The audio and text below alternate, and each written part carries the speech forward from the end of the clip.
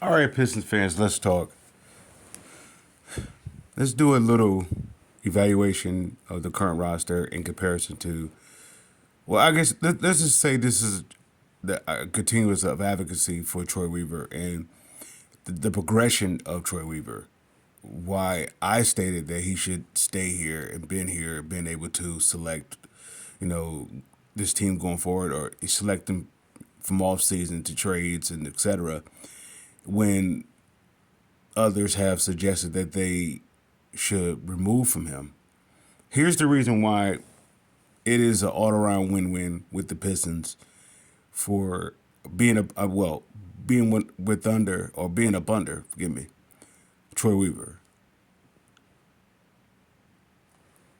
Okay, let's start with the rebuilding teams. You have the likes of Detroit, San Antonio, Portland, Charlotte, Houston, and Washington. With just on paper alone, with their current state of their roster, which of those teams is no longer a threat? I mean, well, no longer a threat, no longer a bottom filler, or you could say now is a threat. Detroit. Detroit is the initial threat. Yeah, of course you could say within the last month or so, their play has been turned around. Well, once they broke the streak, the losing streak that is, everything started to change. But you would see it was building up to the point of the streak. They just couldn't get past. They couldn't get over the hump. Now they broke the streak. They over the hump. Now they're learning how to hunt. They they went from being under the hump to being over the hump. Now they learn how to hunt. You've seen the evidence of that in the past month. You will see their, I guess you could say, tenacity. Their grit, their continuity. Everything is developing right in front of our eyes, and you will see that there's the bond, all the time that they put in before the beginning of the season, during the off season, etc. Even carrying over from last year when Mr. Dwayne Casey was taking them to, I believe they went to the Boston series in the playoffs, and or it was not Boston, it was Milwaukee, one of the series, and they was watching it as a team. You was seeing it build. They was going through, I would call it, the Pistons programming system or the Pistons orientation. Well, this is how we do it. We learn how to win, but we learn how to win from afar. Then we go through our lumps. Then we get over the hump. Then we become the hunters. Then we on the top of the mountain. So with that said, out of all the remaining teams, or from the remaining teams that we just stated, which one is likely not to get in the playoffs, but actually is a threat to even a playoff team even now? All right, that will be the Pistons. Well, after the rebuilding teams, you have the next team that is no longer a lottery team. They are scratching the surface of being a, let's say, a team that is on the rise, if you will. So that will you get the likes of the next stage, the Houston Rockets. I mean, not the Houston Rockets, Indiana Pacers, Sacramento, Orlando. Let's see here, and the likes of such. And then you have the next tier. They're not a contender, yet they will always, they would seem to be in a position to be a contender. The likes of maybe Chicago, Miami. I'm drawing a blank with a lot of teams. They don't have the juggernauts. They don't have the star power as much as the star power team. And then you get the cream of the crop. And I almost want to say, before you get to the cream of the crop, I want to say Golden State Lakers is following, even though they may have maybe top 30, I'd say top 20 talent, they yet don't have enough to be the cream of the crop, if you will. And then you get the cream of the crop. You get the likes of, Boston. I'm still going to say Milwaukee, but there may be a little debate with that. And then you get the likes of course, you got Phoenix. New York they're not the cream of the crop, but they're on the cusp of becoming up there. And then, of course, you got Dallas and et cetera. You got a few other teams. So you guys get the idea where we're going. I mean, what we're trying to say with that. But even with that, where the current state of the Pistons, if you were to look at the transition or the change of roster from when Troy Weaver first started to where it's at now, you see why this team is a playoff team. They're not a team that is going for the play-in. They are a playoff team. Where you have the likes of the Orlando Magic, Sacramento, those types of teams. They was doing maybe they were starting their rebuild about the same time as the Pistons, Houston. In the midst of all those, Detroit is. Let's say for the likes of where Orlando is, if Orlando and Sacramento or other, I'm drawing a blank with the other rebuilding teams. That is actually, I want to say, done with the rebuilding, and now they are working on being consistent, and that involves them being in the playoffs. They made the jump from being in the play-in to the playoffs type of area. The Pistons are above all of them. Just look at their current roster. And of course, we're going by on paper. They haven't fully played let's say a half of the season together, let alone a full season together. So they haven't went through their bumps and bruises. They haven't went through superior opponents and whatnot. Yet, from the sample size that we have received of them going up against opponents, especially going on the back-to-back, and even being without your so-called centerpiece, they not only did they compete, they lost the game. They didn't find a way to lose the game. They lost the game because the other team was just superior to them. Except for the likes of the last game they played against the Clippers. Now they was winning, in that game. But what caused them to lose that game? Was it that they wasn't competing? No. Look at what you have on the opposite. The other team is just superior. The other team is far more experienced in those type of situations. So they knew how to play off the Pistons and have the Pistons to beat themselves. That's just experience. From Harden to Paul George to Kawhi to Westbrook, that's too much experience. That only, with the exception of Paul George, everyone else have, maybe even James Harden. James Harden, Paul George, everyone has been to the championship, been to the finals. So with that said, no, James Harden was with the finals because he was with Oklahoma City. Yeah. So with the exception of Paul George, everybody has been to the mountaintop. So that's too much experience for the Pistons to overcome in that game. That's why they lost. Other than that, if Detroit had the players that they had would had maybe 3 weeks to a month to play together, and then they faced the Clippers, they would have won that game. Now, my matchups to watch now for the Pistons is when they face up against Orlando. Now, up to this point, Orlando pretty much had the Pistons number. They was the bully. Now I expect the Pistons to just be not equal to Orlando, but actually put Orlando in a place. All right, Pistons is a playoff team. It's just a late start. Now, once again, if we look at the progression of what Troy Weaver has started off with when he came to the Pistons, that we say was 4 years ago, in comparison to now, it's a completely different roster. I would take the Pistons roster right now over the likes of Phoenix roster, the likes of Milwaukee's roster, the likes of Philadelphia's roster, the likes of I'm missing somebody. Miami, etc. Now, why would I say that? Because the Pistons they're young, they're hungry, and they're cheap. With the exception of two players, I think there's forgive me if I'm pronouncing his name correctly. I believe his name is Fournier,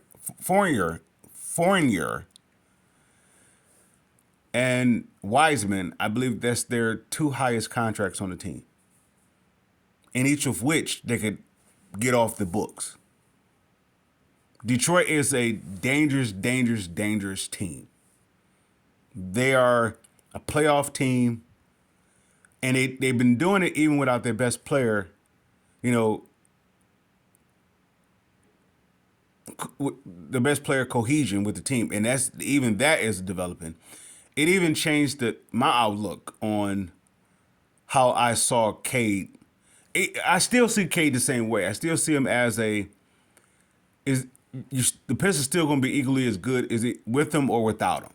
They're going to be equally as good, which is to say this team is so much of a team that is not based off of one player. Even though that one player puts them over the top. It goes back to I think this Pistons team is mimicking the Going to Work crew more so of the Bad Boys, but I believe the Bad Boys is the foundation of this third iteration of I don't know what to call it, the Piston product. This is said there. So what does the Piston do going forward? That will be where we would start there. Up top, I expect Wiseman to not expect. Wiseman is about to pop. He's about to break open. He has been pressuring. Just bursting out. That is, it's been festering up to the top. It's been climbing, and now I believe everybody's buying in is going to infuse him to be what was he, the number 2 pick in the draft? Number 1, number 2, whichever pick he was in the draft is going to validate it. All because what's around him. Everything's around him is who he is. So everything that he was lacking is actually surrounding him now. He's not surrounded someone that's superior to him in age or experience. He's around those who are equally as hungry as he is, and is either he's going to buy in or he's not going to buy in. If he buys in, the player that was drafted as high as he was drafted, or let's say the potential player that was drafted as high as he was drafted, is going to showcase itself. The outcome is going to be totally different than the likes of, let's say, Marvin Bagley. Marvin Bagley would have had that equal success. I don't think it was room for him. But let's say it this way. The position that Marvin Bagley, I believe, where the Pistons, let's say it this way, the area that the Pistons is lacking in is the area that Marvin Bagley would have supplied. And I believe that's a bigger size power forward versus playing him at center. I guess I don't know. I think they ran out of time with his shooting ability. I believe he's going to have a lot of opportunities with Washington to do so. At the same time, I'm going to say the same thing for Wiseman. Wiseman at that 5 spot, or he takes on the role of the 4 spot. Either way, I believe that he is going to fill that role going forward. The Pistons, let's say it this way. If there's, I want to say, 2 players that they should look into reinvesting into, which would be Montecchio and the likes of Wiseman. I don't know if there's any other one-year players on the team. I don't know if Malachi Flynn, I don't know if he is. I don't know if Troy Brown is on a 1 year. If Troy Brown is on a 1 year, then yeah, he's another guy. So what I'm saying is the Pistons current roster is a playoff team now. Not on paper against opposing talent. Why? Because they're not afraid of anybody. Once they was once they the streak started, the losing streak that is started, you start to see this diamond being birthed. And I always call it keep kicking the sleeping bear. And the media, the local media, etc., even the fans locally was turning against them and wanted this person out, wanted the head coach. I mean, the head coach fired. It was a mistake. It was this. I say it this way. This is a team that you don't want to face next year. If I see that, if they are, I was the front runner of saying I wanted Zion Williamson, right? If I'm not going to even say somehow they get him, that's one thing. If they don't get him, this team is a scary team because they're essentially too deep now. They're too deep in the Pistons DNA. Those other teams, they okay. Say for example of San Antonio. What is San Antonio legacy? You would say David Robinson, Tim Duncan, not even Kawhi Leonard. Kawhi Leonard was on they say he was in that pack of Tony Parker, Ginobili. He was in that type of tier. Yet if they don't have a David Robinson and Tim Duncan, those other three don't they are okay players. So what are we saying about this? We're saying that those other teams have to match their winning system or their winning formula, if you will. The Pistons have it. The Pistons have their winning formula. When they did this last past deadline, the trade deadline, and they did all the trade acquisitions, and they brought in the likes of Troy Brown, Montecchio, Malachi Flynn, Quentin Grimes. You saw what they did. They replaced. They did the exact same thing what Troy Weaver did to get Isaiah Stewart, Killian Hayes, and Sadiq Bey. It looked as though that they have nothing to work with, and then they turn with what they don't have to work with to benefit. Now, some people will say that they lost in it in the trade deadline deals, dealing with the likes of Burks and Boyan, because they didn't get a first round. But since whenever the Pistons have ever worked that way, this Pistons team is too cohesively. They say they complement each other cohesively well. If that, if you can mend and bend those two together, you are forging what the Pistons are becoming. They complement each other cohesively well, which means they don't really have an area where they lack at. It's just immaturity.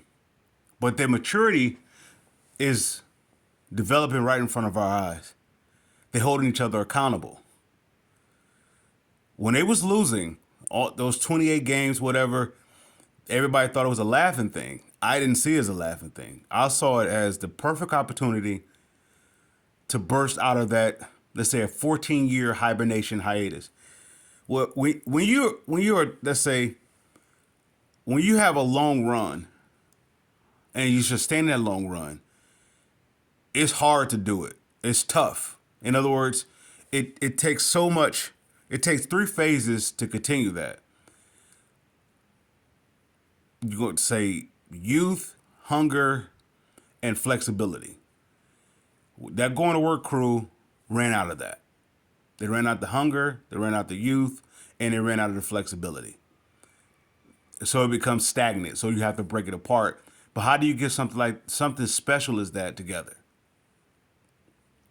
It takes time. If so, San Antonio, after they run, they would have been back to the finals a long time ago. They haven't been to the finals since when? So even with the likes of Kawhi, I don't believe they was in the finals with Kawhi. When the last time they was in the finals? When the last time Orlando Magic been in the finals? So when the last time Houston been in the finals? So all these rebuilding teams that have had they run, of being at the top. When was the last time they was in the finals? It takes time. And unfortunately, when the deck is stacked up against you, how stacked up against the Pistons, that is, it takes a lot longer. Nonetheless, the product is the product. The length of the time of, the time that it takes to commit, I was listening to, the other day, I was listening to, who are those? The reporters that be asking the questions, you know, about the team, the current state, and okay, do you regret this? Should you do this, do that? You can tell that they really don't have nothing to ask, so they have to. It's called asking the question that everybody wants to know, or wants to know the answer to. Nonetheless, it's actually nonsense because it's the question that you're asking. The evidence is showing itself. If you saw the Pistons losing 28 games, in the midst of the 28 games, did you see them improving, or did you just get stuck on the 28 games? Most got stuck on the 28, so it became a laughing stock. But those that saw past that, they saw the improvement. And improvement is not in wins and losses. It's improvement as an individual so you can learn how to win and not lose those close games, which they're now becoming too now. I would say after when they drafted Duran and Ivy, it changed the whole dynamic of the team. Of course, now you go into the next draft with backing that up with Asar and Sasser. And I want to say that draft even continued. Okay, let's go to the next phase of this video, this topic. Look at each move that Troy Weaver has made. All right, with Cade, I guess you could say it started off with the Stewart draft because Sadiq Bey and Killian is no longer here, so it's a Stewart draft. They saw Stewart as a piece, and he is a piece.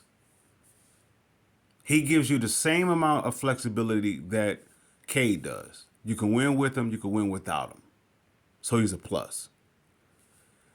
Killian was a guy that you couldn't win with, you couldn't win without. I mean, he was a guy that you could let go because there was no improvement. I guess you could say the same thing with Sadiq Bey. Now, don't get me wrong, Sadiq he's a scorer nonetheless. He's still doing what he's doing when he was with Detroit, yet is not at the rate where he would be commanding to be. The money that he was going to be asking for. So you can see why they let him go. Why would you trade him for Wiseman? Because you could see Wiseman about to pop. I mean, now you could. Well, I see it. He's about to pop. The environment is rubbing off on him. It's a different environment than being in Golden State. It's the same thing if I were to compare it to Darko. If Darko was in this type of environment at the time, let's say if you grew up in a young environment, there would have been a different Darko. Because the immaturity it would have been allowed to phase out. Same thing with the likes of Wiseman. With Golden State, Wiseman had to be mature from the day he entered to the room. And that's their fault for picking him. And expect him to fulfill that kind of expectation. Now he's surrounded around those who is just the same as he is. So it's feeding, it's maturing him. Somebody say he's a bust, get him out of here. I totally disagree. Wiseman is a piece going forward. Of course, he's not the salary that he's drafted as. Yeah, but he's a piece going forward. I almost want to say he's on that self-same tier as a Stewart, if you will. That type of contract. Where you talking about $5 million a year, $4 to $5 million a year? What did I say? 3 to 5 million a year. So if you look, I'm all over the place with this one as usual. If you look at this current roster, where do you see the flaw at? With this current roster, where do you see the flaw? It's not the backcourt. It's not the wing. It's not even in the front court. The only problem that this Pistons have is just time. And I would say the next 30 games, starting with the game that they won against, who did they beat? Was it the Clippers? No, they lost to the Clippers. Who did they beat? It wasn't Philadelphia. It was not Sacramento. I believe, who was the team that they went in overtime with and they won? Whoever that started off there, and now that they go to the Clippers, and inexperience cost them that game. I can live with that because they competed throughout the whole game. Then now they're facing the Lakers. They're going to beat the Lakers.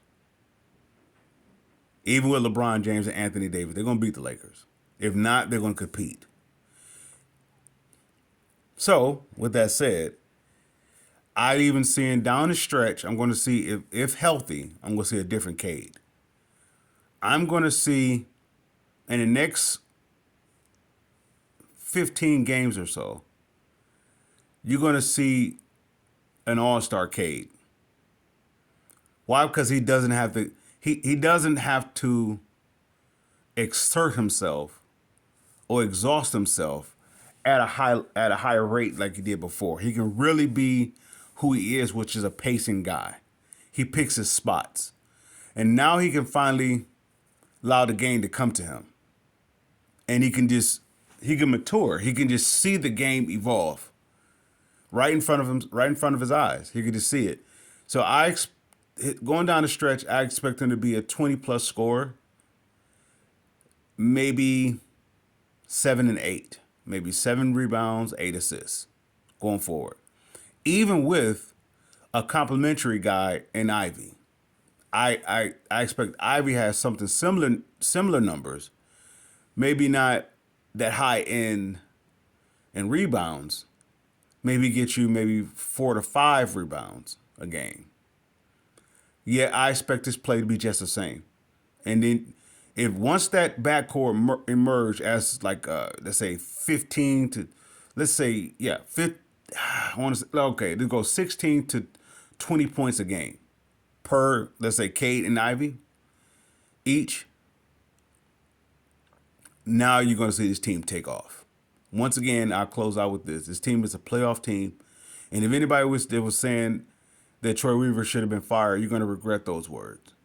And you're going to be, those are the ones that said he's going to be fired are the first ones that are going to be on the bandwagon. First one to, I always believed in this team. I talked about them because it was bad, but, I still believe in. You can't have both. You can't talk about them and then support them at the same time. With that being said, Pistons fans, I salute. Oh, before we go, one more thing. Going forward, what should the Pistons do in this offseason? Tighten up a few loose screws. Okay, Montecchio. I want to say the likes of maybe possibly Wiseman. This next 20 games or so is going to show us the progression of Wiseman, which is going to vindicate me of saying why he's going to get an extension. And then I'm going with the power forward position. Let's say, for example, let's say they end up with the first overall pick. The guy who I'm going to go get I'm not trading that pick or packaging that pick. If they are, let's say, a top, if they get the number 1 pick, I'm going with Alexandre, I believe that's how you pronounce his name, Czar. I'm going with him. And if it's not number 1, if it's say like it's 2 or less, all the way up to the point of giving to New York, I will package that trade and I will go after a big that's in a part of the age bracket that that's in the same hunger stage, you know, as the Pistons, and I will go after that type of player. Maybe not somebody who is on a large contract. They could be on a large contract. The Pistons definitely have the flexibility to go after them. But okay, that actually takes me into another point of the significance of Troy Weaver. Look at what he's done for this team, and just what this trade this recent trade deadline. Look what he's done.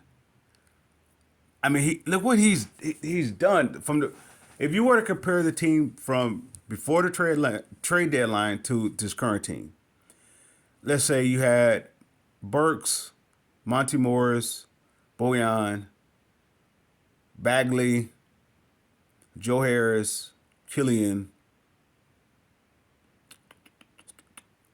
I'm missing somebody, and somebody else that was on this team. And it was been talked about how the Pistons should make this move. They should you keeping these players too long. What you bring these players for? And look what you turned it into. This on the Pistons has a type of team. On paper, it's a playoff team, yet it's not going to stay on paper. You know, there's a saying called "paper tigers." You know, the Pistons about to. What they should be on paper or how they could be on paper, they actually finna show it. With no exception. Grimes, Fontecchio, Brown, Malachi, and I believe I'm missing one more player. Even if they don't get infused into a lot of minutes in the rotation, some may more than others, they're going to have a significant part of development of this team to get them from being a non-playoff team to a playoff team in his last 30 games. Now, with that said, Pistons fans, I salute.